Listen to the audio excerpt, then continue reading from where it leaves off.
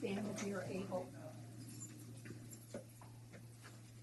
I pledge Allegiance to the flag of the United States of America and to the republic for which it stands, one nation, under God, indivisible, with liberty and justice for all. Let's see here.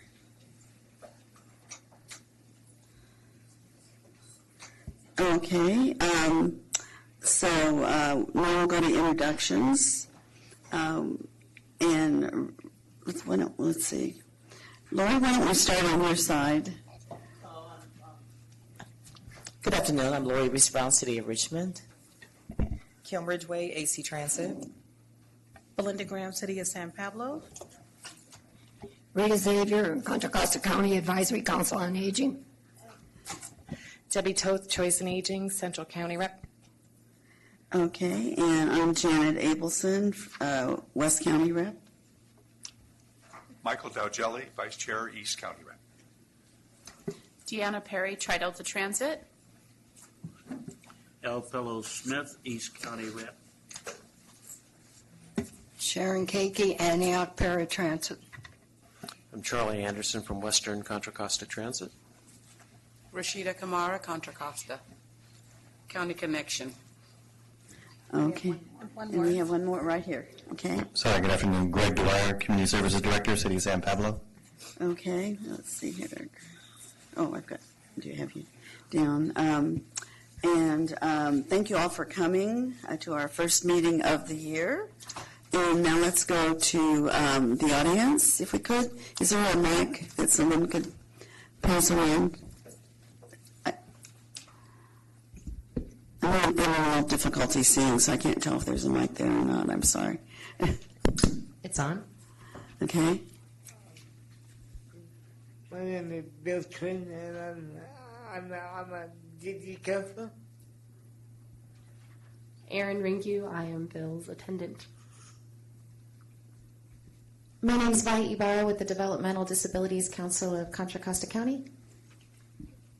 John Cunningham with Contra Costa County. Joanna Pollock with Contra Costa County. Terry Ann Grover, CCTA. Beverly Smith, Visitor. Firdaus Jahan, CCTA. Peter Engel, CCTA. Bill Churchill, County Connection. Okay. And, okay, we just get one. Okay, with that, we will go to the next item on the agenda, which is public comment. And this is for items that are not on the agenda. If you want to talk about an item that is on the agenda, you can do so at the time we're discussing that item. But do we have any speakers for items not on the agenda, Peter? Or you may not be the right person to ask. No. No? Thanks, sorry. Okay. So we will skip that one. And then the next item is approval of the summary of actions from September the 18th. So there's a copy of that in your packet. Move approval. Okay. Then I'm not sure who made that motion to approve. You did, Charlie? Okay, thank you. And Michael made the second, I believe. Is there any comments? Okay. All in favor, please say aye. Aye. Any objections? Any abstentions? Motion carries unanimously. Thank you. We'll next go to consideration of new member. Bill Trin is that person. Do you have some information, Bill? Oh, excuse me, Peter. We met with Bill prior to our last meeting, and the subcommittee had some questions for him, and everything was fine, and so he's back before you today for your vote on approval to join the PCC. Okay. He would represent Central County, I believe. Is that right? Central County. Okay, is there a motion? I so move. Okay. There's a motion and a second. Are there any comments? Okay. I think we're ready for all in favor? Aye. Any objections? Any abstentions? Motion carries unanimously. All we can say is welcome.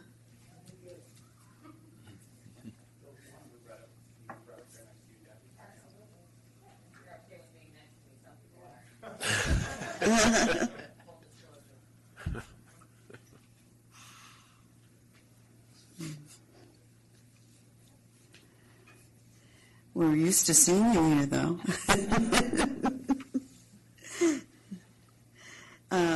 Okay, with that, we'll move on to the next item. And that's an update on services. Are you going to start this item, Peter? Yeah, I'll just mention real quick. We've got a couple updates that I think would be helpful for you to learn about. One, at our last meeting, we had a number of people in the audience that had some questions and concerns about County Connection Link and some things that were going on. So I asked both Bill Churchill and Rashida. Rashida's, new on the job, so we're going to be really nice to her and make Bill answer all the questions. So Bill is what is your title? Director of? Actually, now it's the Assistant General Manager. Assistant General Manager of Administrative Services. So he is the top dog that oversees the paratransit service at County Connection. So I thought it would be appropriate. And then we've had, our transit's going through some changes, and I think Lori Reese Brown is here to kind of discuss where the city of Richmond's at with those. So if Bill, you want to start and talk about what's going on with County Connection Link, that would be great. Sure. Peter, you had also asked me to address operator shortages. I don't know if that's later in the agenda. Yeah. All right. Good afternoon. Good to see everybody. Thanks for having me here. A couple of things I wanted to at least let this group be aware of, and some of you are, Debbie, I think you are actually, some of the work that we've been doing. But yeah, you are actually, believe it or not. So we've had some complaints and some issues, and some of those complaints were actually, I think, brought to this body. And to address those issues, we've actually hired an outside consultant. He's nationally recognized. His name is Doug Cross, and he's been working with with our contractor, First Transit, that provides the service. He's also been working with centers that First Transit actually interacts with. And the goal of that was to try to get a third party who's really not necessarily beholden to anything politically, who can come in and take a look at what's going on and give us recommendations on what we can do to improve the services that we provide. The other thing that we did is, quite frankly, hire Rashida. And we're really working on trying to turn that operation into a top-notch one. We've worked with First Transit as well in getting a new general manager. He's been there a little over a year, but he's got quite a bit of stuff to clean up and work on. And, the goal is to turn it into a real high-quality, top-notch service. That's our goal. That's our desire. That's what we want to do. We want to address complaints that come up, and we want to do it as transparently as we possibly can. So, but that's sort of the overriding top kind of approach that we're taking that I wanted you to be aware of. But if you have any questions, I'm more than happy to answer them. Are there any questions right now? Go ahead, Lori.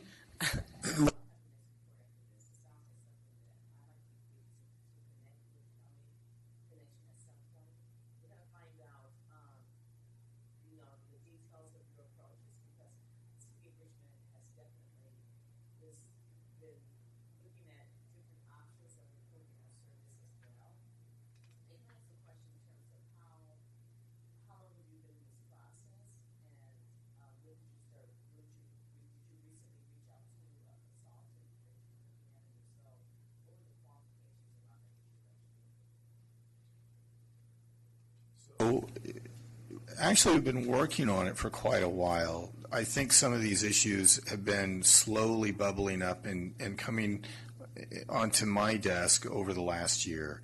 And we really started working on this in-house. But the more these things came up, the more we realized they were very complicated to see in, and it's very difficult when you hire a contractor to really see in and understand what they're doing.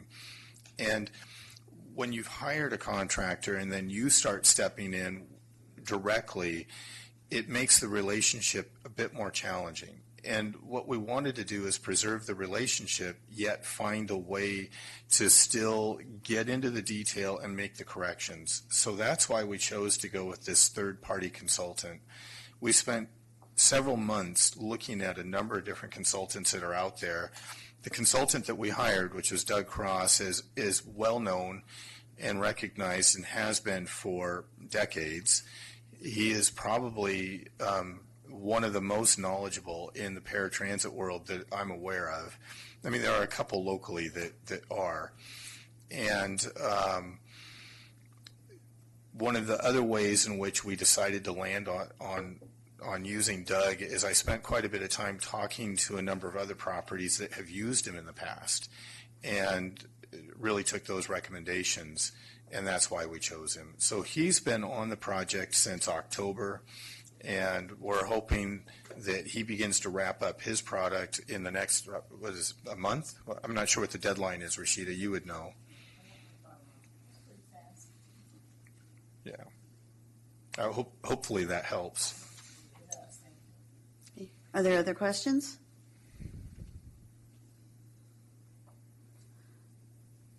Okay. Is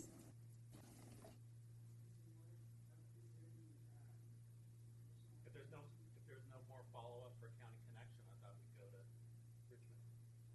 Well, I certainly think that Richmond could use some of County Connection's approaches to, or approach to the delivery of an effective system. So kind of watching what County Connection does and replicating some of those things.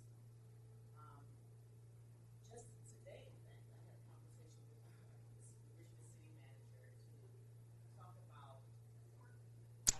That's what we're trying to figure out, what's going on there.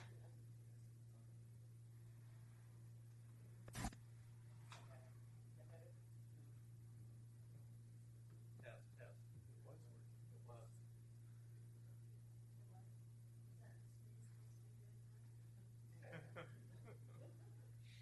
Sometimes we get back to work. That's working. No. Francie. It's got feedback, so. So basically, we could use, the city of Richmond could use some of County Connections approaches to really identifying and resolving some of the issues that we're dealing with within the city. We've been working on this, for those of you who've been privy to this information, we've been working on a solution or a resolution to Richmond paratransit problems. Some of our challenges deal more or less with lack of drivers or not enough revenue to cover the full-time drivers that we do have. And then when they're out, for long term, how do we really address that? Because we don't have a backup plan or backup drivers. So for the past year and a half, well, really close to 2 years, we've been dealing with this issue, and it wasn't until recently that we decided that we really have to put forth an effort to really explore some different options other than what we have. But along with those options have come sitting down with staff who are part of a union and working through that process. So that's just an overlapping process that we have to kind of figure out how we address that issue too. So I think that one of the things that, one of the questions in our city's mind for our residents and the riders is that when are we going to get an effective service that really is working? I spoke with CCTA staff as well as WICTEC, who West Contra Costa Transportation Advisory Commission. We've been dealing with staff. Joanna Pollack is here for some creative options and what we can do. And we've tried to take this before the council as well for their input.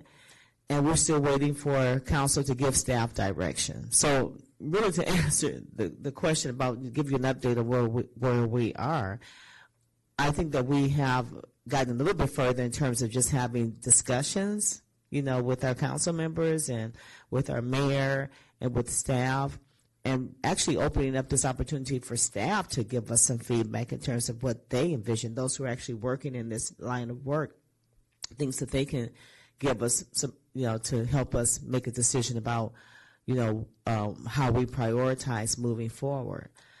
So, I don't know. I'm hoping that within the first quarter of this year that we can really move forward and bring some things to fruition. If that helps anyone. Any questions? Good, because I don't really know how to answer them.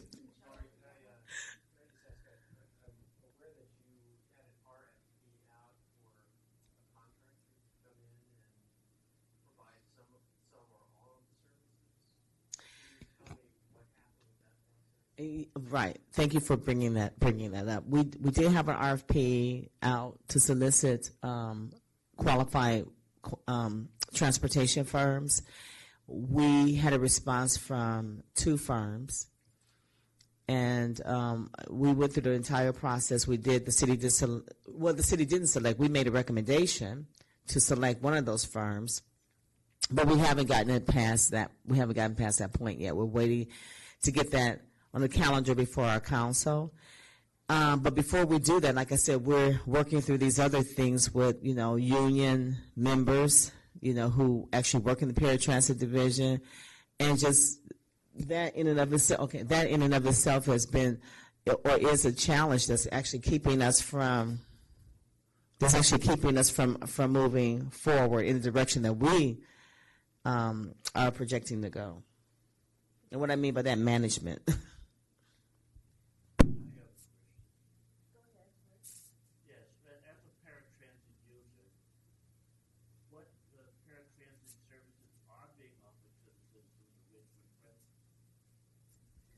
Presently we still are offering the paratransit service that we were, that we have, created the department to do.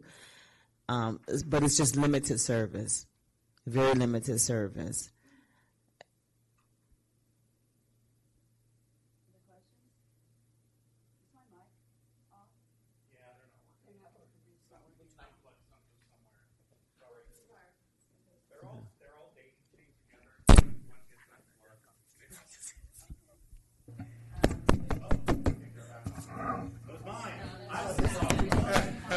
We have a backup plan here, folks. Try it again. No, it's working. Is it working? Yeah. Okay. It's just your arrival did it. Okay, we're in business. So I know that's a little disruptive to our agenda item to have no sound, but so does anyone need what was said repeated? I think we could somewhat kind of hear it. Thank you for trying, Lori. And does anybody have any questions about what was said? Any more questions? Okay. Anybody from the audience?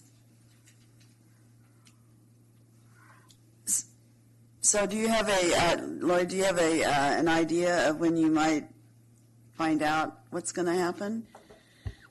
Well, as early as last week, the city manager and I actually discussed this, and we were hoping to get this calendared before the council in December.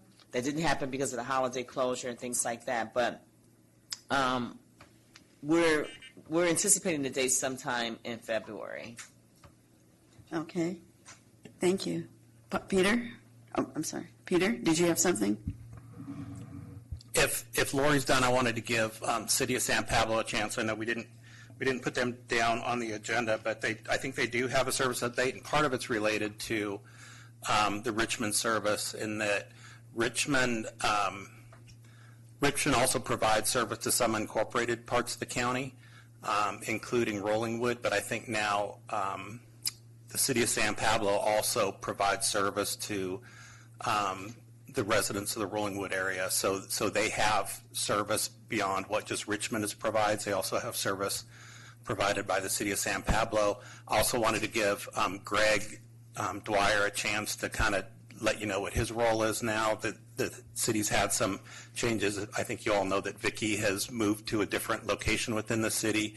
And also they won this really cool award and part of the award has to do with their Paratransit brown bag service. So I wanted to give them a chance to kind of give you an update. Thank you, Peter. Good afternoon, everyone. Once again, Greg Dwyer with the City of San Pablo, along with Belinda Graham as well. First and foremost, I know that there were some consistent residents that would attend our senior center, and there were some gaps in service. So we were just trying to step up and be a good neighbor and allow those services to continue for some of those residents who rely on making it to our senior center primarily for our nutrition program, which is obviously our lunch program is very popular, as you all know, that runs similar programs. So for us, it was an opportunity to get those seniors to our facility. There's a lot of confusion, to be quite honest, with our community. When they see San Pablo 94806, and then we say, well, you're not really San Pablo. And some of them really struggle to come to grips with, why am I not San Pablo when my ID says it, when my bills say it? What is this unincorporated? They don't quite understand. So we spend a lot of time in kind of educating them on the differences between unincorporated and incorporated San Pablo, and the differences and where their taxpayers' dollars go. So we kind of start to lose them at that point. So from a service standpoint, customer service standpoint, we have residents who are in need, and they still wanted to make it to our center to receive the lunch and some of our other programs. We felt it was doing our due diligence to make sure that we could rely on those services. We did talk to Sam from the city of Richmond. We talked to Joanna as well to make sure that we weren't crossing any boundaries, and wanted to make sure that we weren't stepping on anybody's toes in terms of that. Because in terms of funding revenue and where that money comes from, we just want to make sure everything is where it should be. So I'm not quite sure if that answers that question, but we're not serving all of Richmond. There was an email floated around earlier, and Lori, you'll see, I responded back to Sam on that, just a point of clarification as to where those are. So I think that begs the question for a further discussion, just to make sure those lines are clearly delineated and everybody understands what their roles and responsibilities are. The last thing we want to do is step outside of our boundaries. So if anybody has any questions on that, we can discuss that further. If not, I'll move forward to talk about our new organizational structure that we have in the city. Are there any? I do. Right? So basically, the service area that you're now covering, and because San Pablo is quite smaller, so how are you effectively able to do that? How are we covering San Pablo? No, the service area, in the unincorporated area. Right, so from my understanding, and Belinda, feel free to jump in here, is there were some gaps in service where some of our residents, or some of those residents, were not receiving the ability to get to our facility. And with the confusion and not understanding the difference between unincorporated and incorporated, we were just trying to provide services to those in need. So the email, like I said, I sent earlier today was just to try to... For those in need. For those in need, but moving forward, I think we need to have a further discussion to find out when things get back up to par across the board.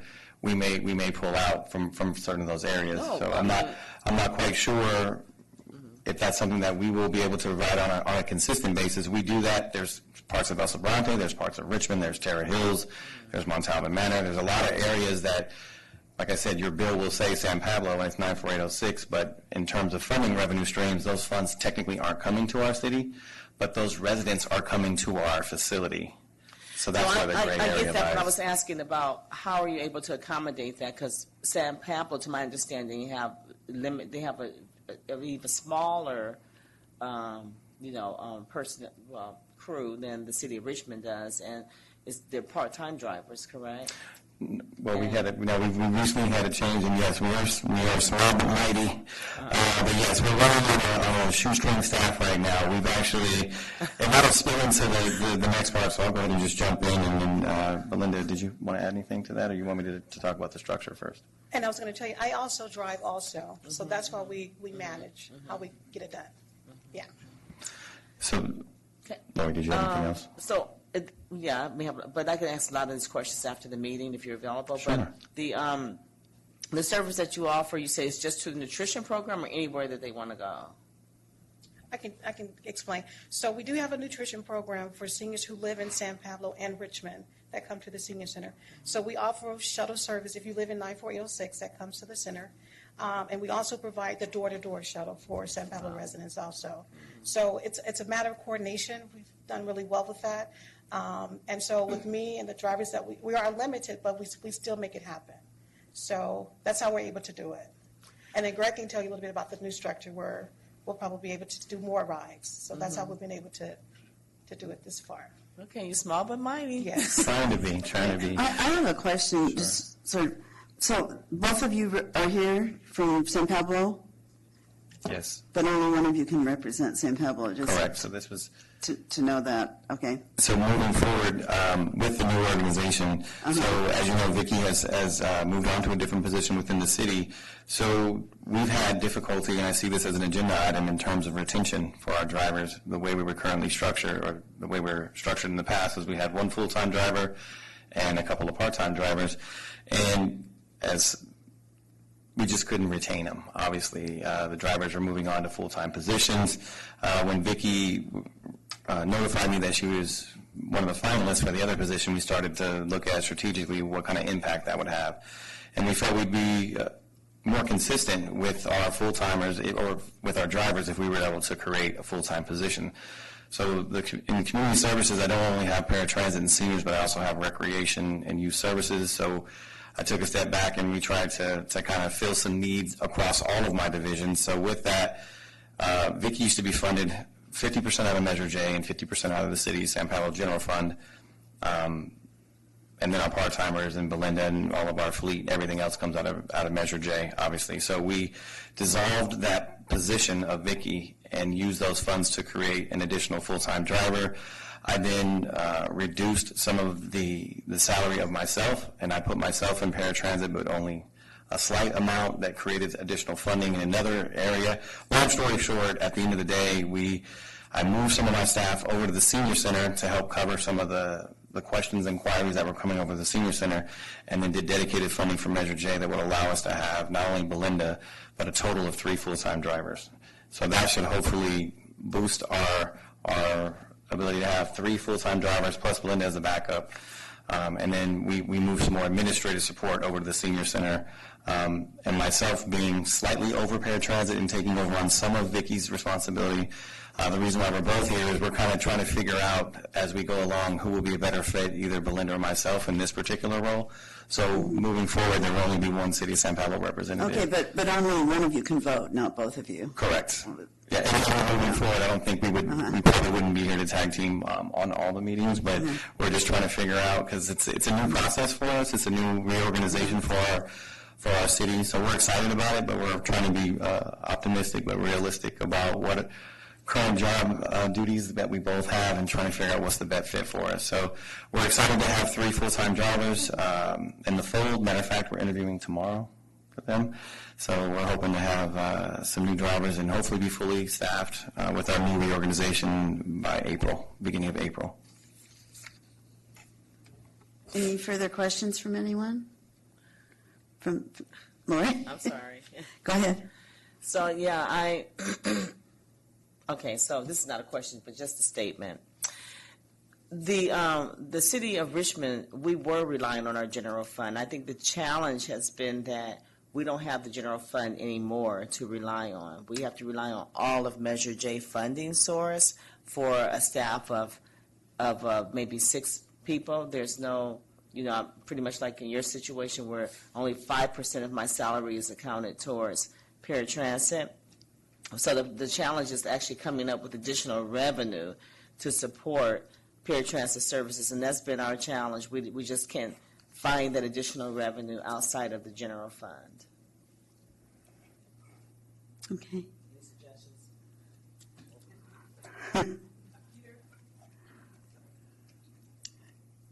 Joanna?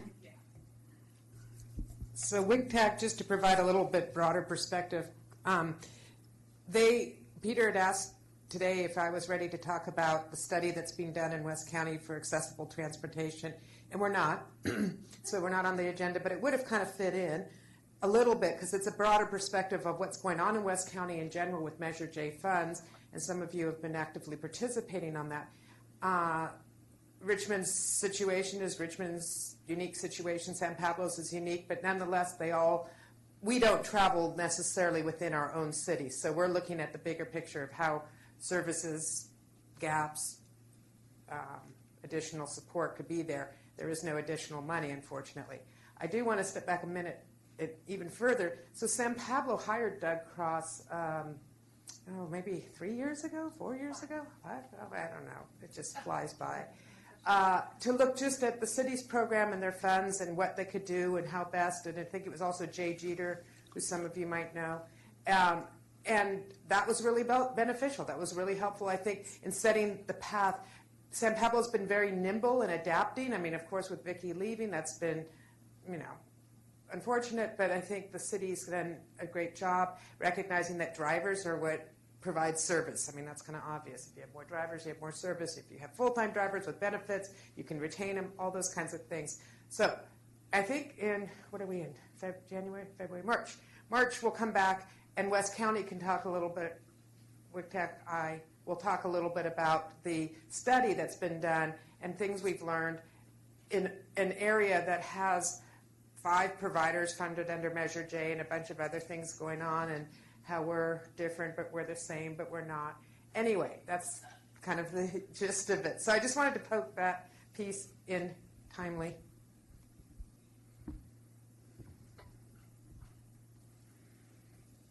Oh, okay, go ahead, Debbie. So I think this is probably a question for Peter more than anybody, but as we have these issues emerge where what Joanna just addressed to was that we don't all necessarily move within a certain zip code.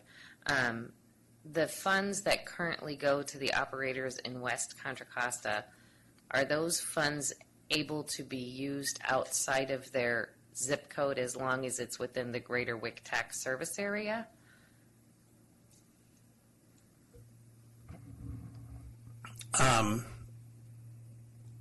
Partially.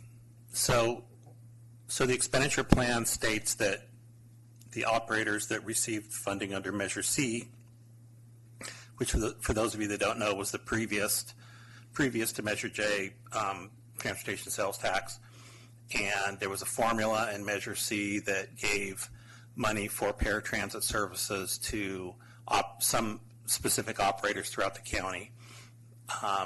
In West County's case, it was the 3 cities that get it: Richmond, El Cerrito, and San Pablo, and WestCat. And in Measure J, they added that East Bay Paratransit was allowed to receive those funds.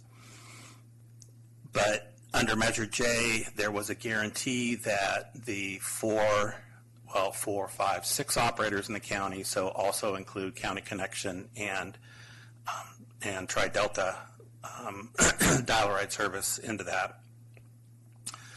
So the 6 operators would receive basically the same percentage of funds that they received under Measure C during the last year of Measure C. So that was 2.97% countywide, split up by a formula that split all that money up amongst all the operators. There was no West County, Central County, SWAT under Measure C. It was straight to the operators. So that money is guaranteed, that percentage is guaranteed.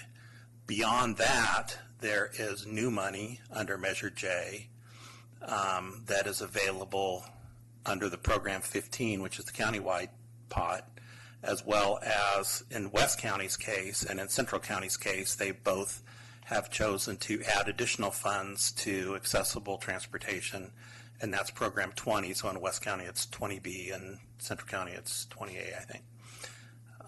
So those funds, the 20 funds are subject to WIC tax. WIC tax has the kind of the programming authority over those. I mean, CCTA still officially allocates the funds as the sales tax authority, but they would take the direction of WIC tax on how to spend those funds. So and then any of the growth on the 15 money is kind of this gray area, and that is so the authority has said, well, it's West County money in that case. So West County give us recommendations on how you want to do that. So historically, WIC tax staff has provided has gone to the WIC tax board and received direction on a formula basis on how they send that money out to all the operators. So they do have some discretion in that case on the Measure J funds. It's complex, and it takes lots of charts, but I tried to give you the easy answer there. So hopefully you understand that. Lori? Okay. So, Peter, on the Measure J funds that come in for paratransit, I think Debbie, and hopefully, I think you addressed Debbie's question, but the Measure J funds that come in, can those funds be expended for a consultant to do a study? Yes, as long as it's associated with the paratransit service. Okay. As long as the funds are used for, senior disabled transportation, and if the study, it depends on what the study is. If it's for improving that service or making that service more efficient, I don't see why they couldn't be. Okay. The studies are allowed under Measure J. So, and given where Richmond is now with the challenges of our service, we never submitted the claim form, but we had extensions, and so how much longer would we have to submit that claim form for 2017? There's no defined date on that, but I think, part of this discussion today is the PCC is going to start to, and some of the other operators are going to start to say, the money needs to get spent, and it needs to get spent for service. So, I suspect this item will be more prevalent on this agenda moving forward until we can see some movement. And if we can't, there's going to probably be a recommendation to the authority on what are we going to do with those funds if Richmond can't provide the services. Right. Okay. All right. And can I ask Joanna a question as well? Joanna, through the chair. Yeah. Through the chair. Go ahead. So, Joanna, the funds, 20B funds for West County, do you know how much are in those funds in this is the fiscal or calendar fiscal year? Yeah, I can't pull that out because my brain doesn't retain all that. Oh, I see. But under $1 million. Under $1 million. Between all the operators. Could you remember that, Peter? No. Yeah, we can look into that. And the 20B goes usually in May to the board, to the WICTAC board for approval. I think we're going to go to the WICTAC board before that in February, the plan is, with the study. And in that study, some of the decisions based on the board's feedback is going to be what they want to see more of, less of. So through the chair, can we have something on the agenda that pretty much deals with how we're expending 20B funds to date and how much of those funds are actually going towards supplementing paratransit services and other types of services in West County that relate to paratransit? So the 20B funds and the 15 funds are really, they are different pots of money, but continued since 2009. They've been applied to the existing service because of the recession. So nobody was doing anything different. Particularly, no one was using those funds separately for other additional new service. That wasn't required now that the recession's obviously over. And because we're looking at the funds in general, it might be a good time to talk about in 2018-19 how 20B funds might not be an automatic funding pot that goes right back to the cities based on the original formula of Program 15. Well, since Peter brought that up, I would like to see that on the agenda, because I'd like to know exactly how those funds, if there, in other words, if there's a reliable, quote unquote, funding source that we could use to supplement some of our existing paratransit services, and it's in 20B, I'd like to know where that funding is going, what it's being applied towards, because I don't think we've been. Yeah, you've been using it. You've been getting your 20B money. So usually it typically goes through the process here at PCC where they evaluate everyone's claim. Mm-hmm. They look at the 15, and then we send it. WICTAC gets to say what the 20B is applied towards. Every city who's eligible has used the 20B for their existing programs. So it's not money that's been sitting out there unspent. It's always been spent every year with the regular cycle of the Program 15 funds. I wish there was new money. It's not. Okay. It's just the same money you guys have had before, with the exception that Richmond has been using a large part of their general fund, which I don't think is going to continue. No, it's not going to. Thanks, Joanna. Thanks, Chair. You're welcome. Madam Chair, I couldn't help I have a question on this issue here. Go ahead. You know, again, as I sit here and I'm listening, it seems, and this is not directed particularly at the city of Richmond or San Pablo, but in general to Contra Costa County. I'm hearing over and over again, we're spending an awful lot of money studying problems, hiring consultants to study problems. I want to hear more and more how we're planning to put money where the rubber meets the road. You have a problem with retaining drivers. Do you know why you're having a problem retaining drivers?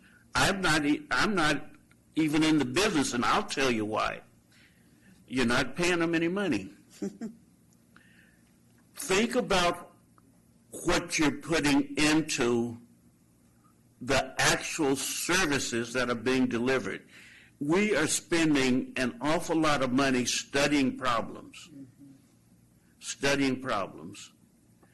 And I just don't think we need to keep hiring all of these professional consultants with all of that money and put that money into the services that are supposed to serve the people. Thank you.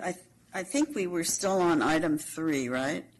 But guess what item 4 is? The operator's perspective on the difficulty hiring and keeping drivers. You're ahead of your time. That was a problem.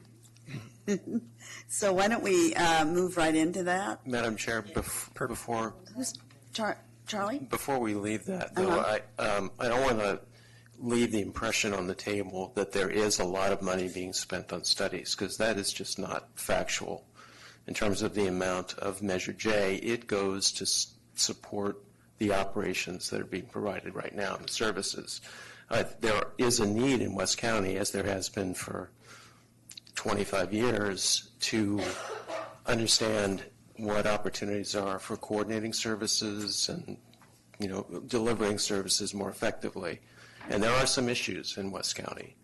And I think it is, a small amount of money that's being spent on studies right now that might deliver a long-term, long-lasting benefit if you can get the answer in front of you and then implement it. So I think, it's probably worth bringing the information back to the PCC before we jump to a conclusion that there's a lot of money that's being provided and not going to service, because I just don't think that that's the case.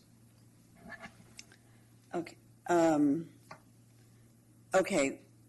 I was trying to move on to the operator's perspective. I think your comment really is about that item, isn't it? Item number 4 on the agenda. Well, I do have things to say about item 4, so I can segue right into that. You can make more than one comment, but this was supposed to be an update on our transit and county connection link.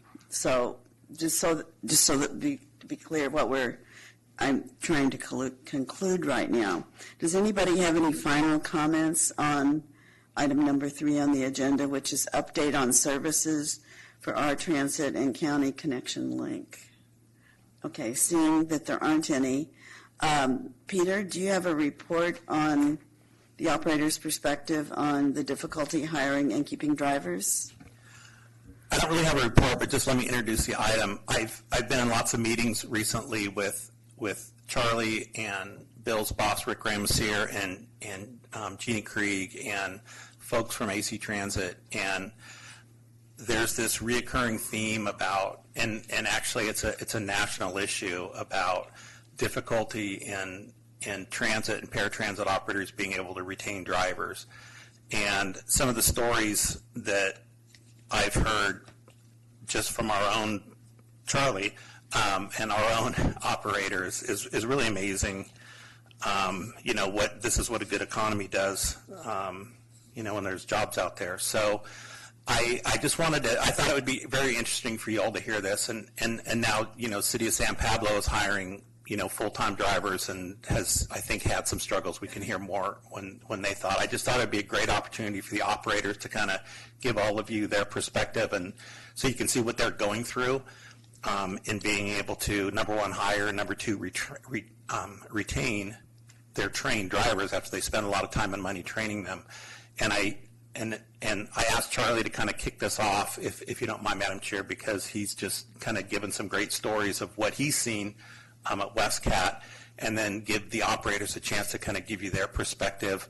I think that's why Bill has stayed here, because he's worked directly with this at County Connection as well. So anyway, I just wanted to kick that part off. Okay. So, okay, Charlie? Okay, thank you. Thank you, Peter.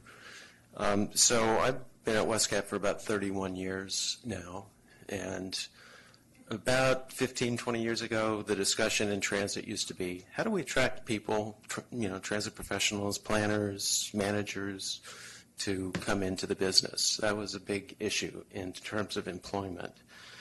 And I would say over the last 3 years, we're a contracted operation. We have probably 110,000 hours of service that we provide. We have a driving corps of about 70 drivers, except right now we have a driving corps of about 60 to 62 drivers. And we always had extra board drivers, so in case a driver was injured or out sick or the flu season or something, we would have backup drivers waiting to come in and deliver the service that we have printed on our schedules. But over the last couple of years, we've noticed that our contractor is having increasing difficulty getting applicants in the door. There are a number of changes in the job market and enactment of minimum wage ordinances and other things that kind of increase the attractiveness of other sectors' employment. And make no mistake, being a bus driver is a very hard job. Not only increasingly hard with traffic and all of the situations that they encounter on the road, but there's the customer service aspect, there's the passenger is always right kind of aspect of, just conducting yourself throughout your shift. Right now, with the shortage of drivers that we have our supervisory staff, our road supervisors, who are essentially people standing by to go out and address emergencies or unforeseen circumstances on the road. Those people are behind the wheel. And we had the rare situation where we actually had money to implement new services, which is great. I mean, that never happens in transit. So that was 2 years ago that we started to have that money in our bank account waiting to provide the service. Well, our contractor could not attract enough drivers to guarantee that they could actually cover those shifts. So we deferred for a year until the point where they thought, okay, we have enough drivers, we can cover the runs. So we implemented the new schedule. We had, then drivers leave, we had drivers injured, we had drivers on long-term disability, we had a number of other things that, now we're missing express runs into the BART station, critical runs, missing trips into San Francisco, which is our sort of most lucrative, I'll say, and most important in certain ways service. And our customers are starting to think, should we be taking transit at all now? Really, we can't, it's not reliable anymore. And I don't know how many phone calls I've made or taken from customers and said, look, this is our situation. We're debating whether to go back to a different schedule and pull service back off the street because we can at least assure you that it's going to be there. Right now, we can't do that. So we have done a number of things in our contract with our contractor. We unilaterally increased the drivers, brought more money to the table to increase the drivers' wages. We have an excellent health care package at our site, which we think is going to be attractive to drivers.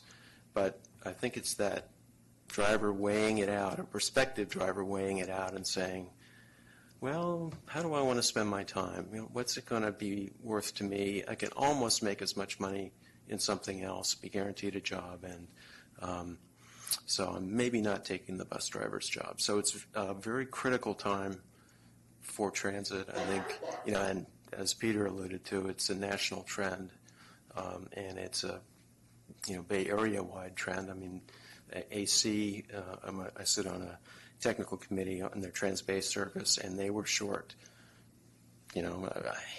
quite a few drivers for just covering the runs that they wanted to implement as well. So it's a Bay Area problem intensely. It's a national problem, I think, universally. So that's what we're seeing right now.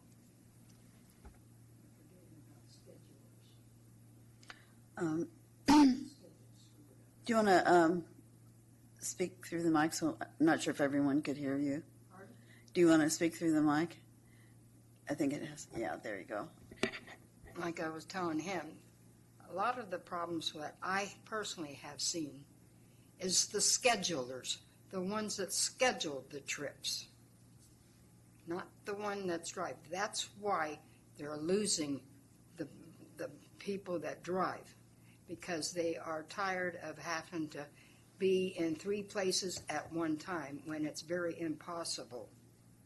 And I personally have been involved with a lot of these.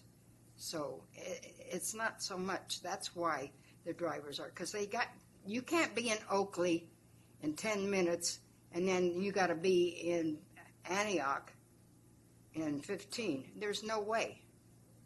It's an impossibility, but yet they're pressured that they have to do this, which is not fair to them, the people on the road, the people that are waiting patiently at home that might have a doctor's appointment like I have had in the past.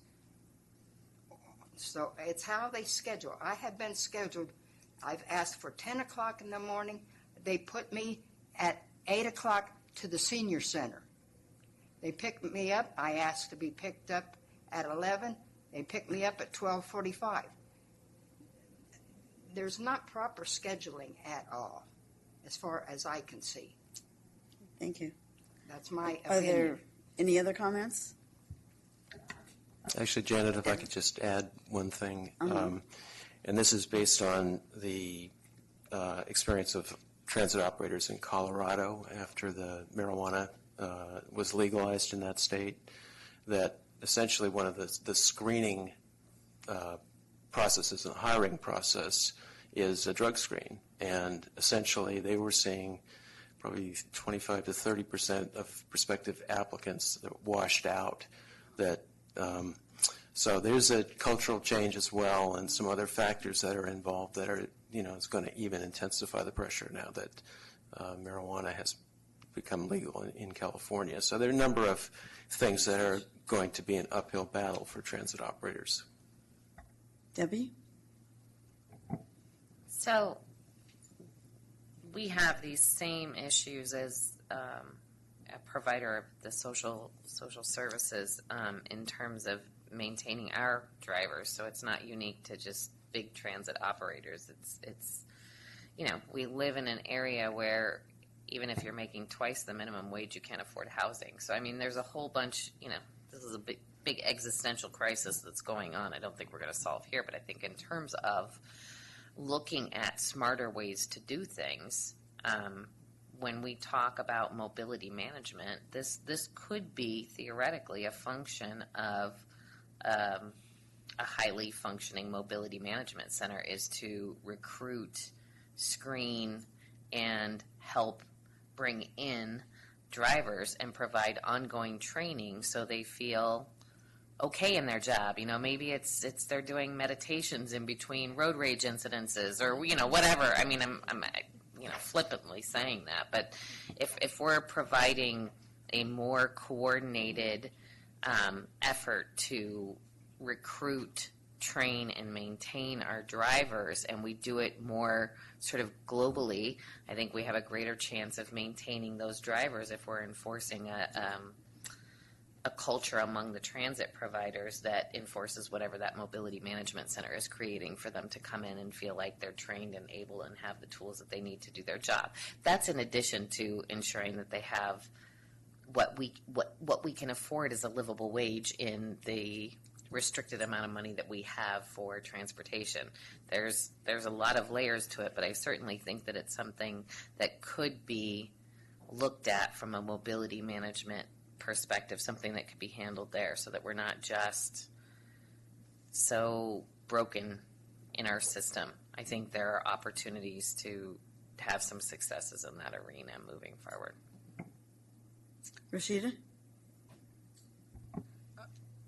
I was in an operation before taking this particular job, and one of the things, including what our contractor is experiencing now, the very idea of the traditional transportation services that we've been used to for the past 50 years has really been changing, especially with Uber, entrepreneurship. Drivers can take other jobs where they are in control of their time, their schedule.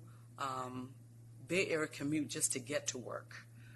When we talk about schedules, we try to maximize how many hours the driver is actually operating the bus, and so we have things like split schedules. Well, that requires long hours for a driver if we know that we have peak time. So that type of inflexibility, knowing that they're going to be on the road for long hours, and if they don't want to be on the road for long hours, maybe taking half a shift, and if they're taking half a shift, then they don't have enough hours. So they have to find something else that they're going to do, which may take them away from the central or the core location that they have to operate hours. When this subject matter was brought up, I think I have about 15 items that I wrote down based on just my discussions with the operator, my own personal experience in trying to recruit, even technology.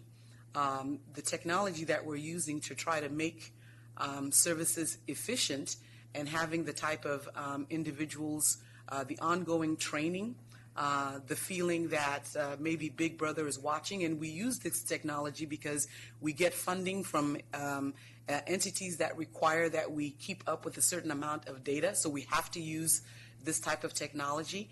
The unions, their perception on how a traditional driver should be working and the type of flexibility.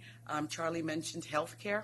There's a big problem with healthcare, and it's not necessarily within our purview about what to do about healthcare. It's really about what's happening to the nation when it comes to healthcare, and where our hands are tied when it comes to healthcare. I don't know if I mentioned just the commute, where people are moving to live as a result of the wages.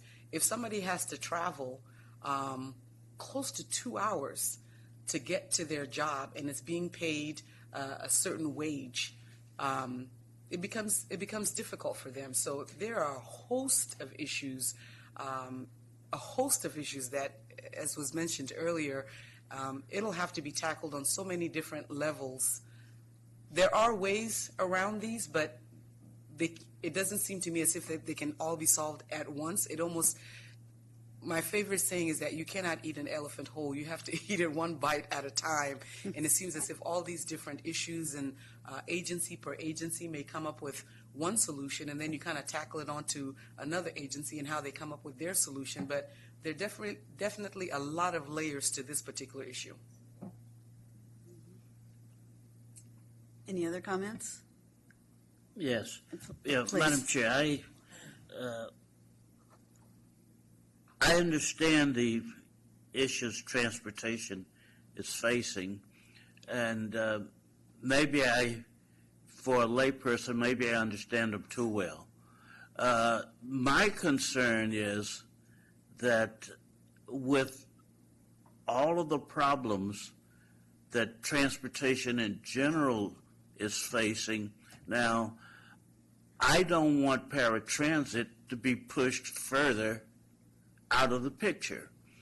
And I can see and I can hear that the main focus is on what's happening with our urban transportation systems. And less is talking about serving the paratransit community. That's the community I'm interested in. That's a community that's growing and needs more and more transportation. I just don't want us to get lost in all of your studies and all of your management proposals. Paratransit has got to be served. We're not going anywhere. My life expectancy is up to about 110 now. So I plan to be around, and I'm going to need services. Thank you. I hope the rest of us are around at that point too. Any other comments? Go ahead, please, Bill. I'd like to make a couple of comments. Charlie, I think your points are really well taken, and I think most of us operators really experience the exact same thing. In terms of paratransit operations, one word of encouragement maybe I can provide. On the fixed route side, the federal government doesn't require us to provide it at all. We don't have to. A community doesn't even have to have it. But if we do have it, you have to have paratransit, and federal government does tell you that. So paratransit won't go away, and if we're enhancing and strengthening and improving fixed route operations or even rail, then paratransit must improve along with it. So I don't know if that would be an encouraging thing for you to hear or not, but it's important for you to know the federal government says you must have it. So there you go. Couple of comments I just wanted to throw in, and I think you made a point earlier that we don't pay operators enough, and I don't disagree. I actually think you're dead on, but we can't increase wages without decreasing services because we can't afford it. The amount of money that we have is limited, and we fight for the scraps that we do have. So recruiting and retaining paratransit operators is extraordinarily difficult. It's difficult in fixed route operations, and they're paid higher. It's difficult in school bus operations, and again, it's national. And then the other thing that I think is important for everybody to be aware of, as we move forward, it's going to become, as long as our economy remains up, it's going to become increasingly difficult because of the legalization of recreational marijuana. I've watched what has gone on in Colorado and Washington. I've spent a lot of time talking to operators in those states and what they've experienced after this has occurred. They will have recruitments where people will walk in and say, "Oh, you require drug tests," and they turn around and walk out. You don't even get the opportunity to test them. So it's going to add another layer of pressure. Debbie is right, though. I think we need to become more agile, more creative in our approach. I think we do a terrible job in transit as a whole in marketing our services and marketing to recruit. And so that's sort of the aspect or the approach that we're really exploring right now is how can we do that. I know Colorado, Denver RTD in particular, they have instituted signing bonuses just to get them in the door. It's stunning to me when we go through a training and I have operators that leave and they're leaving for a lower paying job to work maybe at Starbucks. And when I interview them and ask them why, they tell me, well, I know it pays less, but they say someday I'll be a manager, and you can't promise me that. So somehow we need to market that there is some mobility in moving up. It is a good job. There are benefits, and there is value to it. I think we're still learning how to do it, and that's sort of our recent approach that we're taking. I don't know if that's helpful, but that's a perspective from County Connection. Okay, thank you. I think we perhaps should move on now, huh? Because of the time. The next item on the agenda is the fiscal year 18-19 Measure J Program 15 claim schedule and subcommittee appointment. You want to tell us about that, Peter? Yes, we take up this item every year. In January, this is the proposed schedule for the fiscal year 18-19 Measure J claims, countywide, Program 15 countywide transportation for seniors and people with disabilities program. Essentially, the end of March, I will get the projected revenue for fiscal year 18-19, and then we will I'll send out the claim forms based on that projection to all of the operators, and they will provide that information back to us by April 20th. And then we will have a subcommittee review those claims and do interviews with each of the operators, bring those claims to the PCC. With the PCC's approval, they'll go to the authority in June for final approval for the 18-19 claims. So this is the proposed schedule for that item, and then if we approve the schedule, then Madam Chair can also appoint the subcommittee that will be put together to review those claim forms. I've put on here that the subcommittee will meet. It's generally about a 6-hour-long meeting. We provide lunch. We come here to this office and just review or have interviews with all the claimants. It's generally a very educational process for new members. They can see kind of the seedy lining underbellies of all the operators and how they work. I was being facetious there, but you can really see what the budgets of the operators are and how they use the funds and what services they're providing, and have an opportunity to ask questions. We generally learn a lot from the operators as well. We ask questions like, hey, what issues are you having? And we hear things like, man, we can't keep drivers. So, as you've just heard, getting a little bit more detail on some of the stuff that the subcommittee gets to hear on an annual basis. So, I think the item here is just to approve the schedule and then to get volunteers who want to sit on the subcommittee. Okay, is there a motion to approve the schedule? That's the first thing. Sir, all the hands went down. Thank you. Okay, thank you. And is there a second? Okay, all in favor, please say aye. Aye. Any opposition or abstentions? Motion carries unanimously.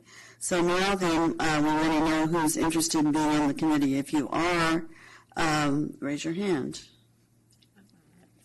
Okay, so Debbie. So can I say Debbie or Lisa? Can I alternate one of the two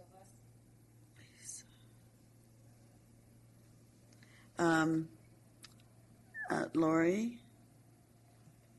Who was next? Okay. And tell me your name again. I'm sorry. Belinda, right. Okay. Rita. Janet. Michael. Anyone else? Okay. Sharon? Okay, did I miss somebody? Oh, sorry. Sharon. Okay, then we need to count up here. My particular problem is I forgot to put on my contacts today. It's a CCTA committee. Everybody needs to be a CCTA member. Is that a true statement on that list? Now then we have 7, 8 people, and I'm sorry, what? I'm sorry? I'm sorry, Janet. The number of people that can actually sit on the committee. Is there a number? Yeah, there's a limit, yes. Yeah, we don't. So, We can't have a quorum of the PCC, so what is the quorum? It's not a quorum, yeah, it's less than a quorum. Okay, as long as we're less than a quorum, we're fine. Which is what? 9. 9, so we're okay, no more though. Okay, Debbie? So I just have a question about the process this year. Wait, let's finish that up. If you're moving on to a different point, I think, right? Within this category, Of who wants to be on the committee? about the process of this committee. I think this is who wants to be on the committee. Let's just finish that up, and then we'll move on to that, okay? So you got the names. Let me just go over them with you. Debbie or Lisa, Lori, Belinda, Rita, myself, Michael, Sharon, and Rashida. Does that seem like it's correct, everybody? Madam Chair, if you could just add Belinda or Greg, and we'll have Belinda or Greg, and similar to Deborah and Lisa, we'll get back to you. Okay. Thank you. And if somebody can't be on it, but we have enough to do it, I guess we will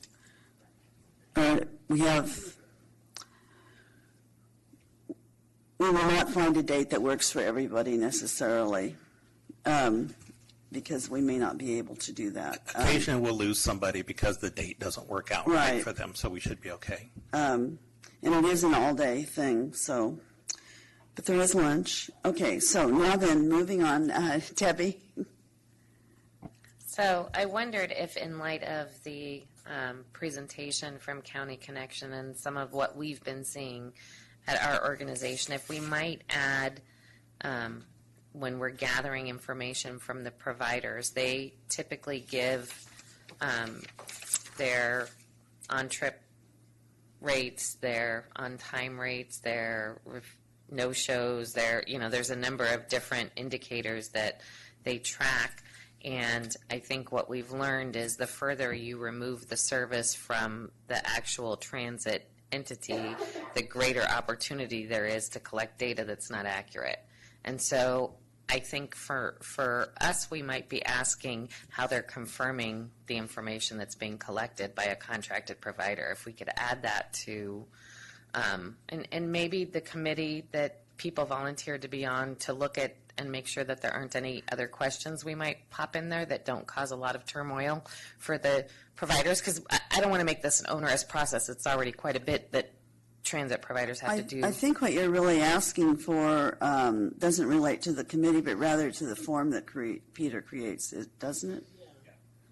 So that'll be something that'll be done ahead of time, the form, and then the operators fill it out.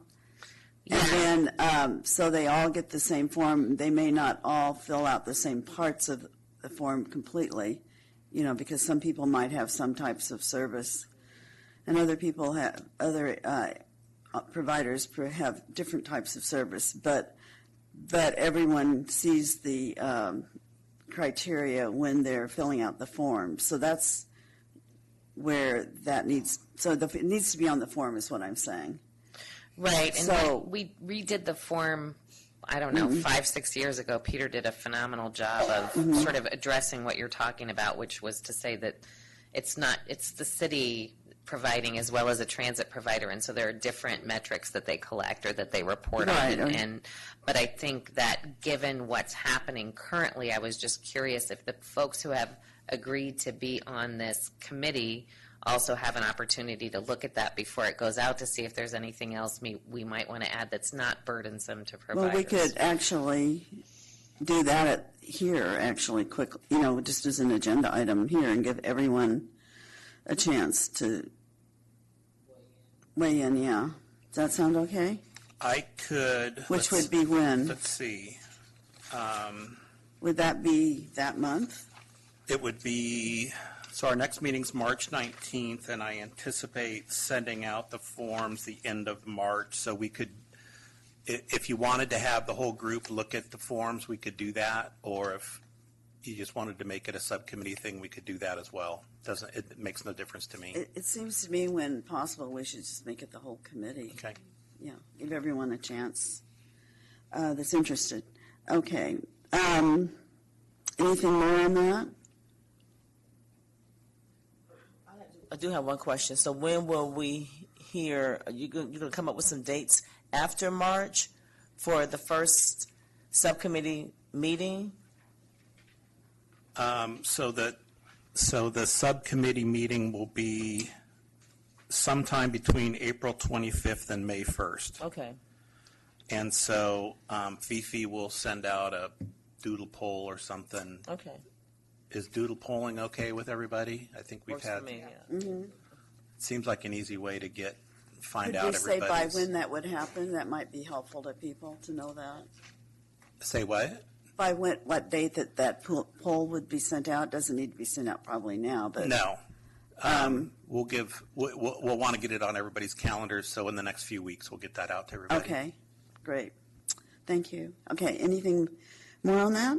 Okay, then, okay, go ahead. I had to leave. I had kind of an emergency restroom need. Uh-huh.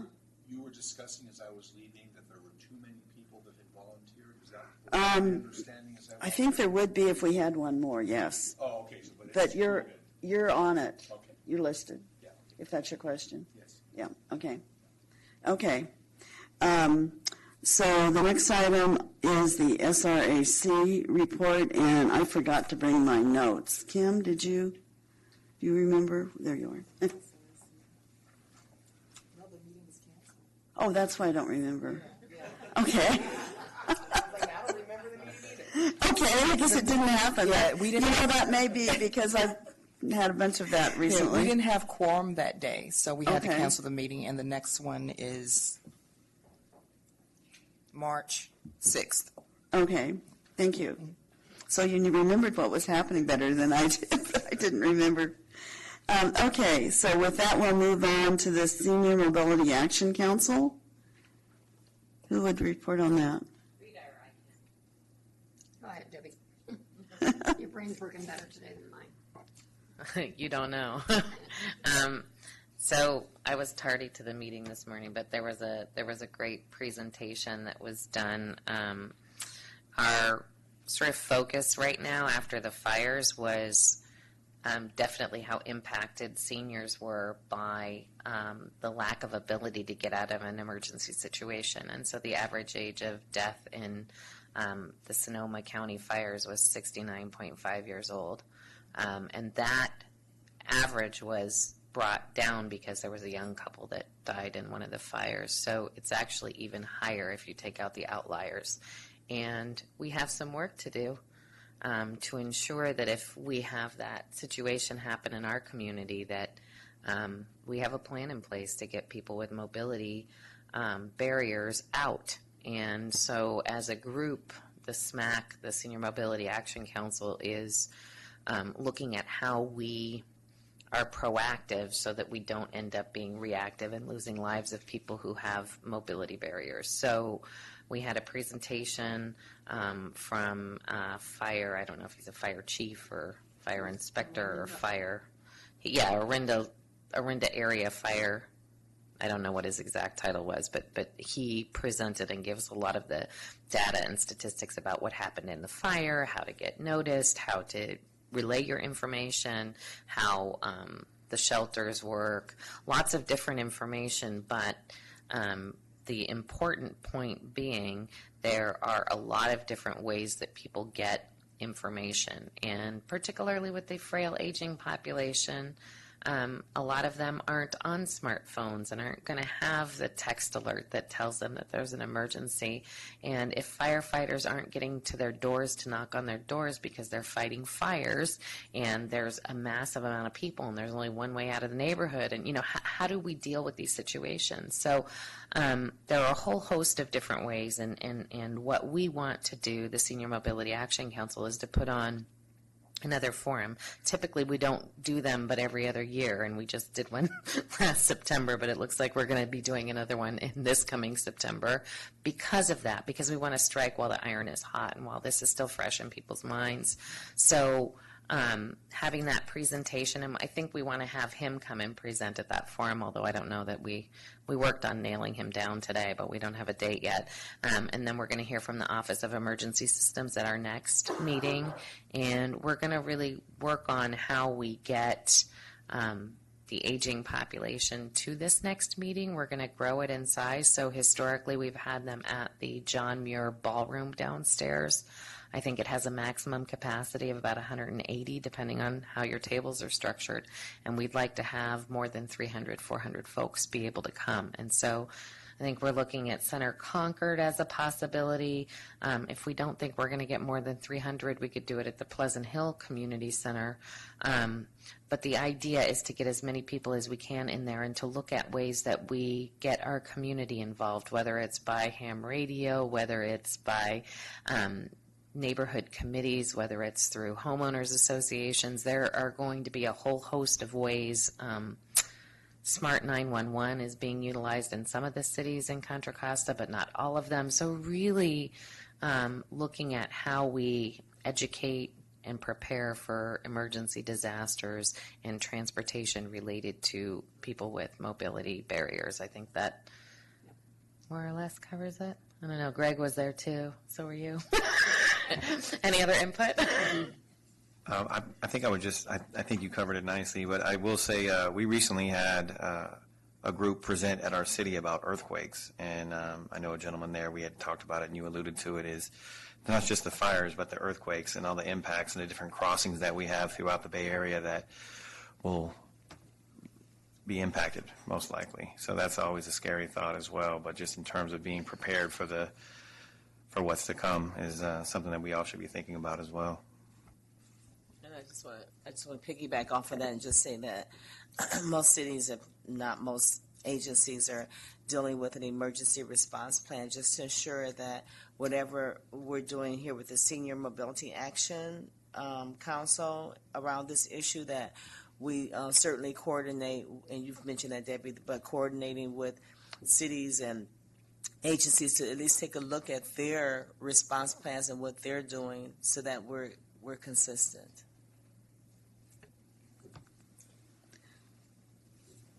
Michael? I just wanted to make a comment about what you were talking about earlier, is that I discovered, because I was concerned myself about, not having a smartphone and that kind of thing, that standard text messaging now can incorporate, there's something called Nixle, I believe, that's kind of an emergency services thing, to educate people that even if they don't have a smartphone, there are some more primitive ways, I use the word primitive, to access that kind of information. So, and it worked for me. Okay, ready to move on? The next item is the future agenda item list. Do we have a future items? I know that some things have come up. Peter, do you have them down somewhere, or just somebody? I think we have March filled up with what we just discussed today. Okay, can somebody go over that list? I don't mean to put you on the spot. One thing we'll have is we potentially have a new member that we will put on. We have the claim forms that we want to show everybody and have a discussion about. I did offer a few meetings ago to have a discussion, especially since we have a lot of new members, about, and it kind of came up today, the Measure J and how it's distributed to the different operators. So we can add that, and I think that would probably fill up the agenda. That's right, the West County study we were going to put on there as well, and Joanna was going to give an update on the West County study. Michael? Through the chair, can we establish the time for that interview meeting so we'll know exactly, because we would have to be here early as we all come together from East County? Usually we started at 9. No, I'm talking about the one you had just mentioned for the next meeting, the interview for the new member. So it would be 1:30 maybe. 1:30. Half hour prior to the meeting. Okay. Wouldn't even need to be that long. 15 minutes prior to the meeting. Yeah. Thank you. Okay, so 1:30 though, not 1:45, but 1:30, right? Okay. And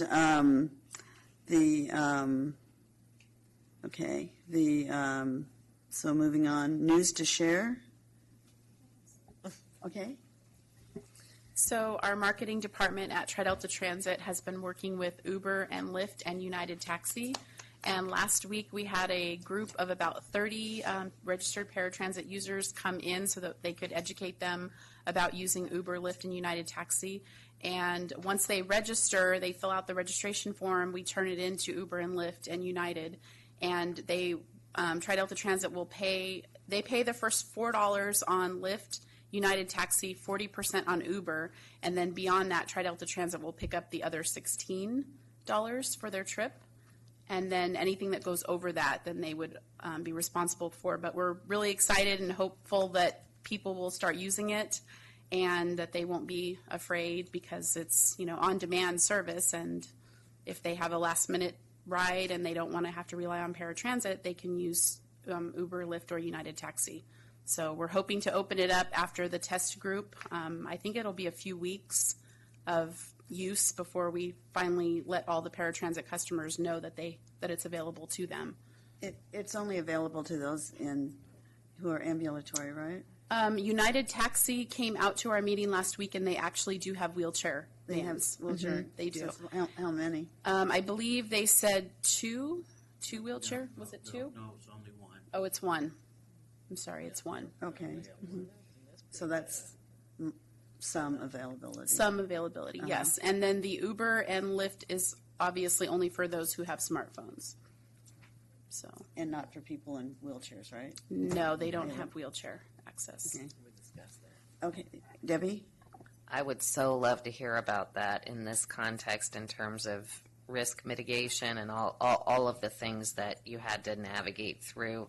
I don't mean right now because we're late, but I mean I would love to have that be a topic at some point in the future, because there is that it becomes a service that's only available for people who aren't using wheelchairs, things like that. I would just love to have a presentation and conversation. I've actually gone to presentations just from Lyft that were about it that took longer than our meeting.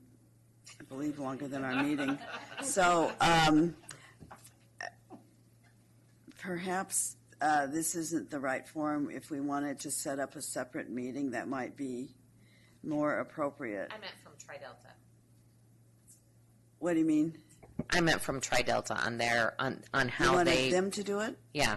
Okay. Not Lyft, not Uber, not United, but for Tri-Delta to talk to us about how they looked at mitigating risk, ensuring that there's access for people in wheelchairs, blah, blah, blah, blah, blah, what their internal process was for being able to pilot this.